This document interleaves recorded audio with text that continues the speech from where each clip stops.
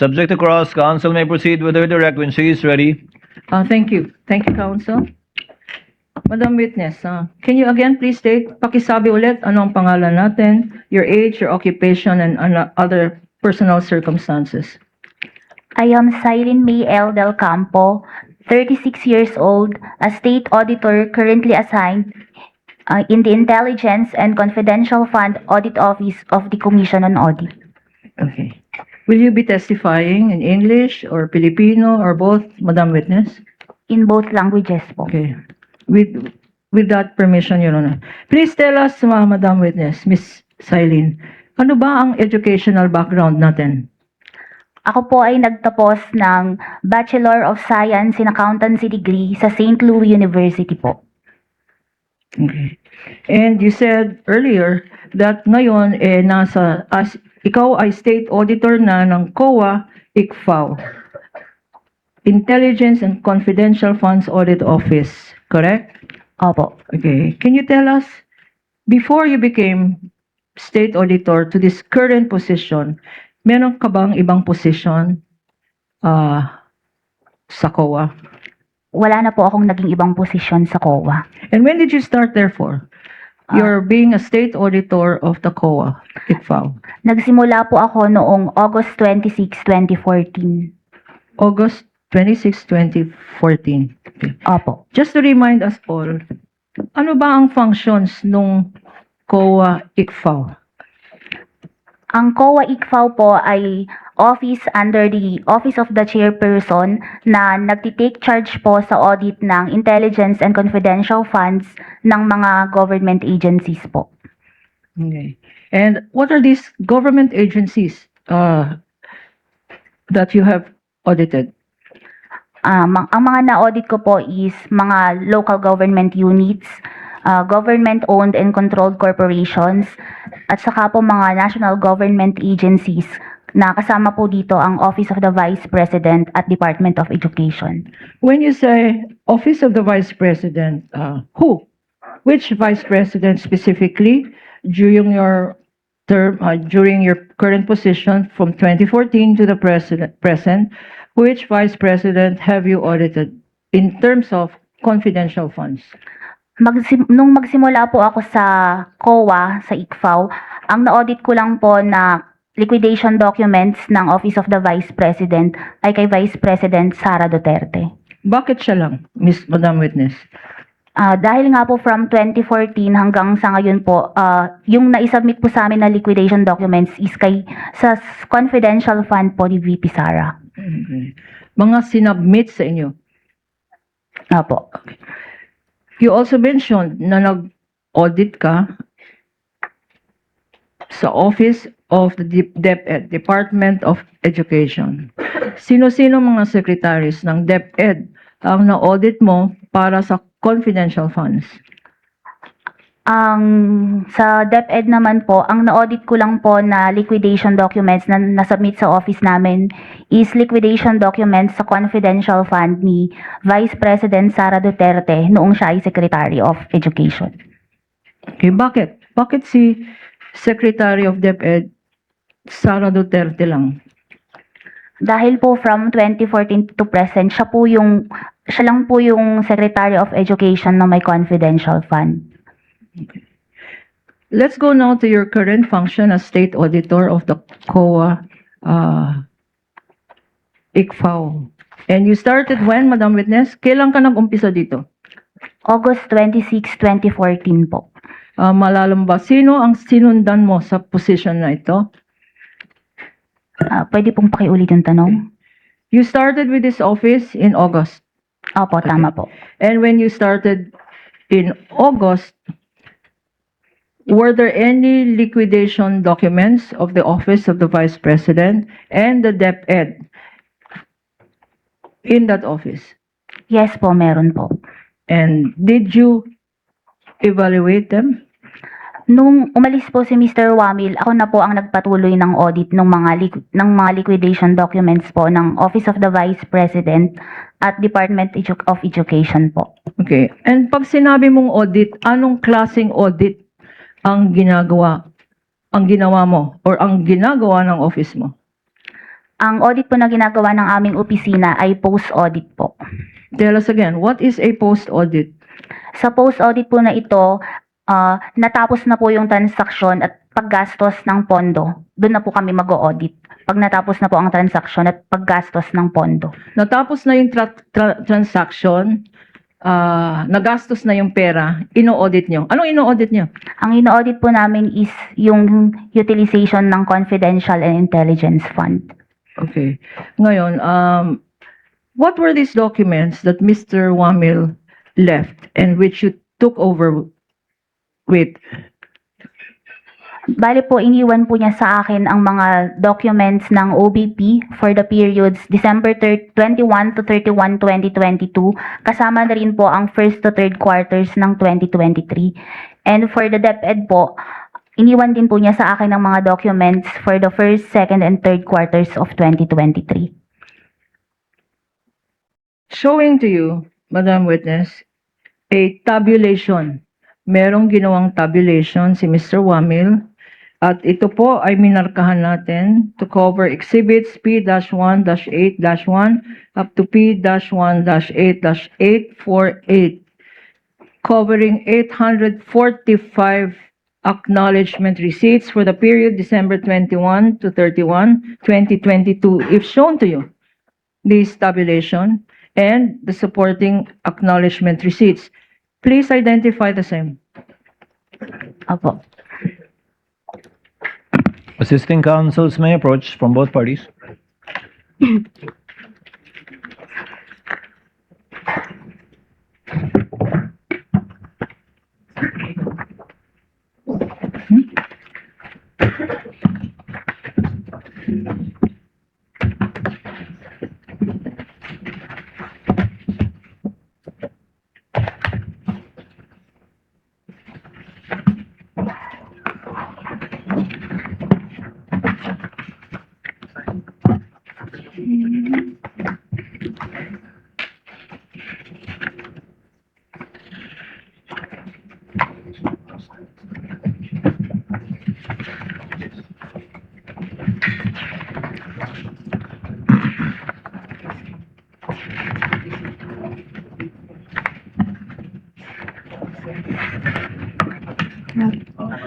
Your Honor, may we manifest for the record that this witness, Your Honor, is going over, perusing all of these documents, 845 acknowledgement receipts.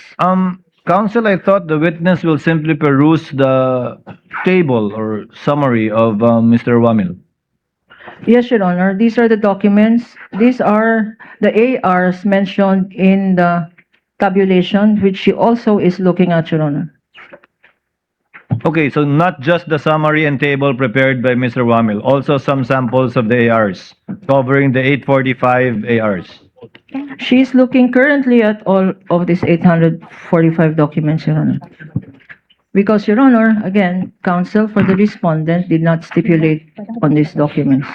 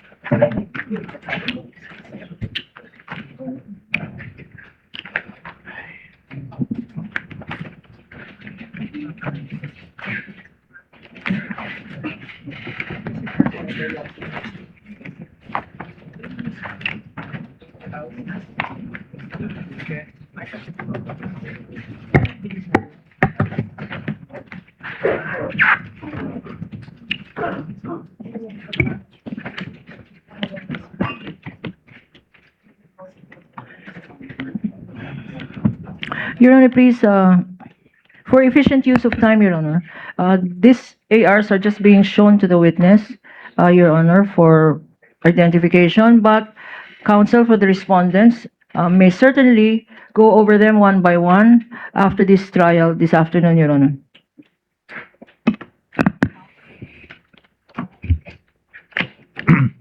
The manifestation is noted.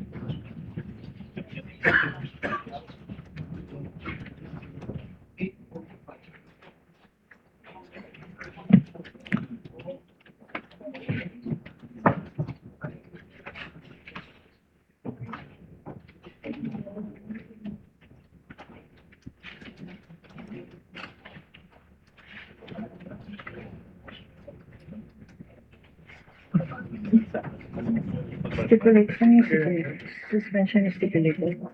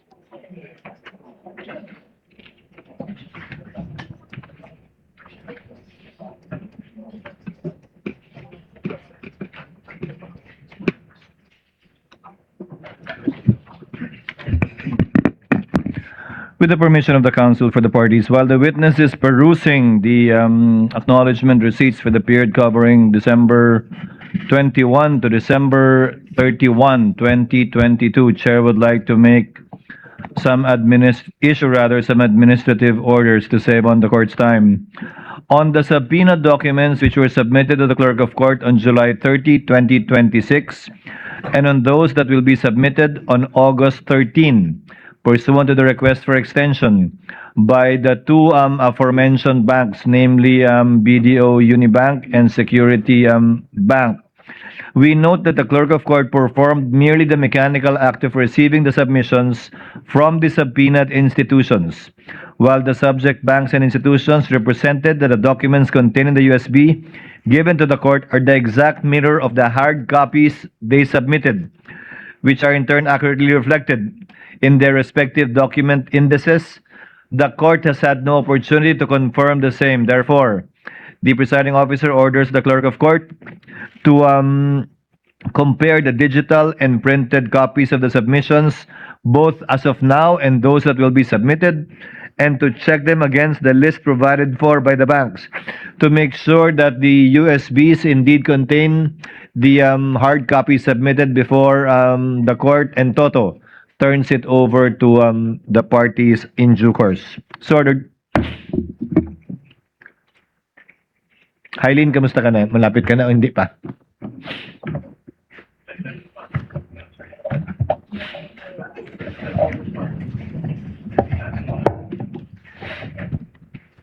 Your Honor, medyo marami pa po.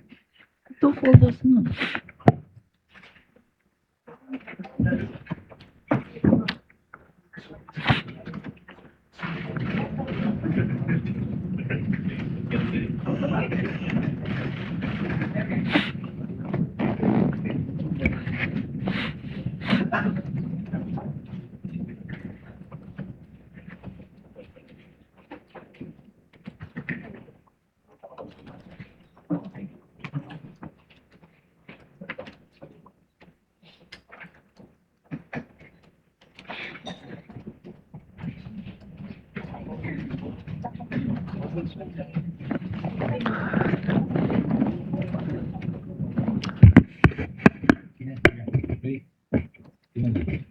Sabihin ko kasi yung mga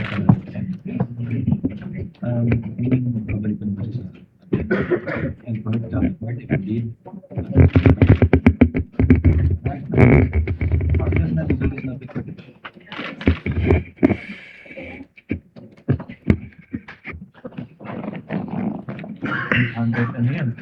With the permission of the council, for the panel of prosecutors as well as the council for the respondent, we will be adjourning in a few minutes for our afternoon session. So we're able to move on somewhat.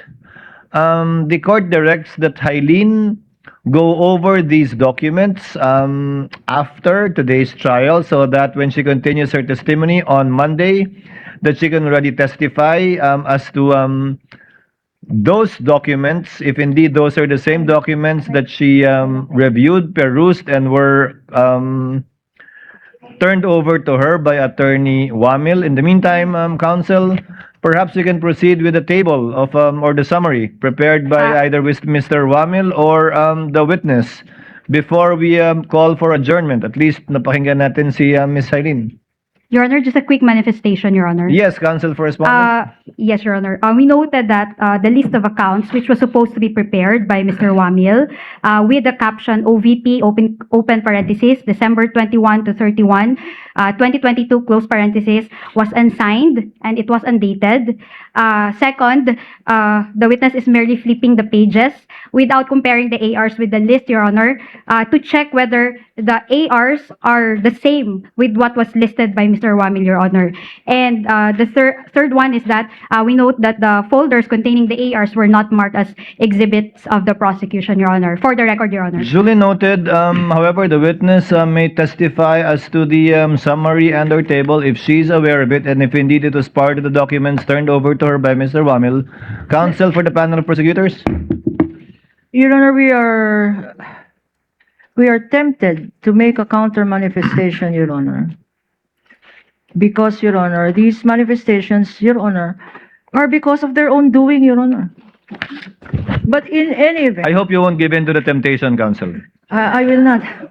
I will not, Your Honor. It's the wisdom of age. I will not. Let's get something out Yes, of Your Ms. Honor. Hailin. In fact, Your Honor, may I continue? May we continue to aid this honorable presiding officer that during the interregnum from today's proceedings until Monday, there will be other tabulations, Your Honor, and there will be other acknowledgement receipts. And we propose, Your Honor, and regret that this is not unusual, but it is necessary, Your Honor, that all of these documents, because counsel says that this witness was just flipping over them, they can do this in front of the defense counsels and us, Your Honor, for the next succeeding days, because we will be going over 4,492 documents and six summaries, Your Honor. Hopefully that we will be doing that in the next days out of court so that by Monday it will be a speedier presentation of testimonial evidence, Your Honor. If you're converting that in, are you making a motion, counsel? Yes, Your Honor, may we so move that we be allowed to do this, not only as respect to the last quarter of December 2022, which is suggestion of the presiding officer, but to all the quarters, quarter 1, 2, and 3 for the OVP, and quarter 1, 2, and 3 for the DepEd. Only with Because- respect to the acknowledgement Only receipts. with respect to, Your Honor, the acknowledgement, the acknowledgement receipts, Your Honor. Aside from the ask for transfer of markings this afternoon, wala naman kayong mga appointment ng Webes at Biyernes, di ba? Your Honor, can I comment Yes, on that, Your Honor? counsel for the respondent. Your Honor, under the rules, the witness has to identify the document in open court. The problem with their stipulation, Your Honor, is that they will be having the witness identify the documents out of court. So therefore, it is no longer part of the trial, and there's a problem when it comes to the offer. There will be a problem when it comes to their offer of evidence, Your Honor. And with regard to the counter manifestation or the statement of counsel that we want to, look at the witness while she's flipping the document, Your Honor. Precisely, that is what we are doing right now, Your Honor. So we object to the proposal that the examination of the ARs be done outside the court, Your Honor. I think the purpose... Your Honor, please, counsel for Attorney Kapunan, the court views it perhaps as an opportunity to provide an avenue for possible stipulation as to the ARs that you did not stipulate on. Because if I remember correctly, the reason why the ARs presented earlier, the 845, under the witness, Mr. Attorney Wamil, was that the observation of the respondent was it was simply contained in a folder, transparency on a folder, and that there was no real sequence to it. So perhaps we can set a date for possible stipulation on the ARs, not really for the witness to confirm it, but for possible stipulation on the ARs, Yeah. if the respondent is open to it. Your Honor, unfortunately, we will not stipulate, Your Honor. We didn't stipulate in the case of Wamil, Your Honor. The same position is maintained, Your Honor, in the case of this witness, Your Honor, because after the ARs have been submitted to the Commission of Audit, Your Honor, the OVP and the DepEd no longer had control over these ARs. So therefore, we do not know what were the receipts that were provided by the COA and how many receipts were given by the COA to the prosecution, Your Honor. And second, these are not common exhibits because we did not mark those documents or ARs as our own. We didn't adopt them as our own evidence, Your Honor. And third, the ARs that were presented or are being presented now by the prosecution have not been compared with our own copies, Your Honor. So we cannot determine with certainty, Your Honor, if their ARs are actually identical with our copies, Your Honor. Counsel, that is we cannot- precisely the opportunity the court is opening a chance for you to do so, to compare it with your copies of your ARs. Again, if you so desire, I mean, this only for the purpose Your Honor, of please, expediting. if I may, Your Honor. Counsel for respondent will please respond first before to the query of the presiding officer before I recognize Attorney Kapunan. Yes, Attorney Christine, so you do not want to take the opportunity to compare your copies of the ARs with their copies of the ARs as submitted to COA or as allegedly submitted to COA? Your Honor, upon discussion with the team, Your Honor, unfortunately, we cannot do that. Noted. Attorney Kapunan, what is your pleasure? With due indulgence, Your Honor, now I will give in to my temptation. First, Your Honor, what is happening now could have been prevented had we done this exercise during the pretrial. When the clerk of court asked for stipulation on documents, these included stipulations on the acknowledgement receipts. That was the opportune time for the defense counsel to have examined page by page, receipt by receipt, the faithful reproduction of the COA AR copies with their own copy, Your Honor. They passed upon this opportunity.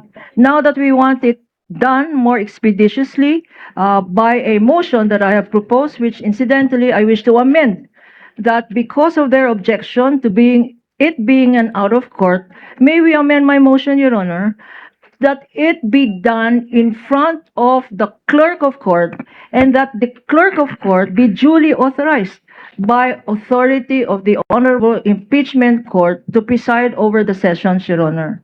The same way as clerks of court, designated officers can mediate between the parties as to a possible amicable settlement or stipulation. And this will be, Your Honor, and I'm sorry, I'm seeing Please them continue, counsel. nodding in acceptance of the motion. Unfortunately, I think this- quite the opposite, counsel, because he's not looking forward to the workload. Your But please Honor, proceed. please. And so, if that is done, Your Honor, then we will be making more efficient use of the time of this honorable court. The marking, the identification by this witness, the comparison of both the prosecution markings. These and the ARs have defense not been markings. individually marked, counsel? They have been marked, Your Honor. As a Counsel, for matter the of respondent, you said they were not yet marked, the ones being showed to the witness. No, Your Honor.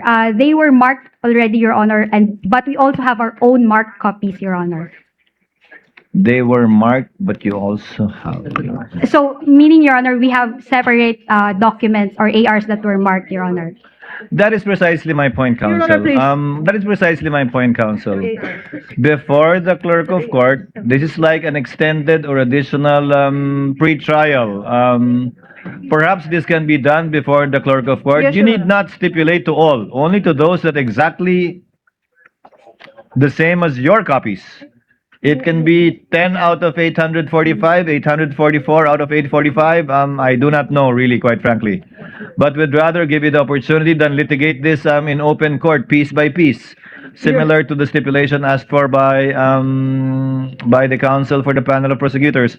In relation to the witness viewing it or looking at it, if it is stipulated, then there is no need for her to actually peruse, go through, or look at it for long periods of time, only with respect to the questioned ones, or those not stipulated to by the counsel for respondent.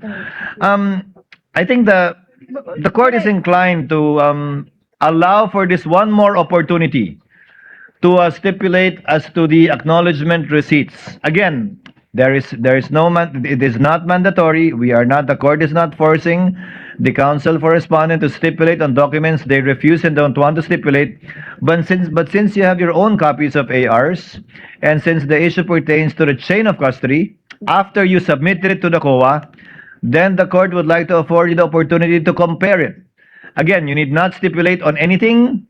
You don't have to stipulate on a single one, but the court would rather give one more chance or one more time to try to do this, to save on the court's time, without prejudice, again, to the respondent or counsel for respondent saying that they refuse to stipulate because they are different from the copies that they have. Counsel? Yes, Your Honor. Actually, we will agree to that proposal, Your Honor, but we provided, Your Honor, that we will not be forced to stipulate that the ARs are authentic, etc. And then the date and time, Your Honor, shall be mutually agreed upon by the parties. Of course. Of course, Your Honor. I think, Of course, the date and time should be mutually agreed upon between Thursday and Friday. Your Honor, please, you asked for it. Because Your insofar Honor, as please. this witness is concerned, or give me one time slot on Thursday and Friday which you can agree on after we adjourn.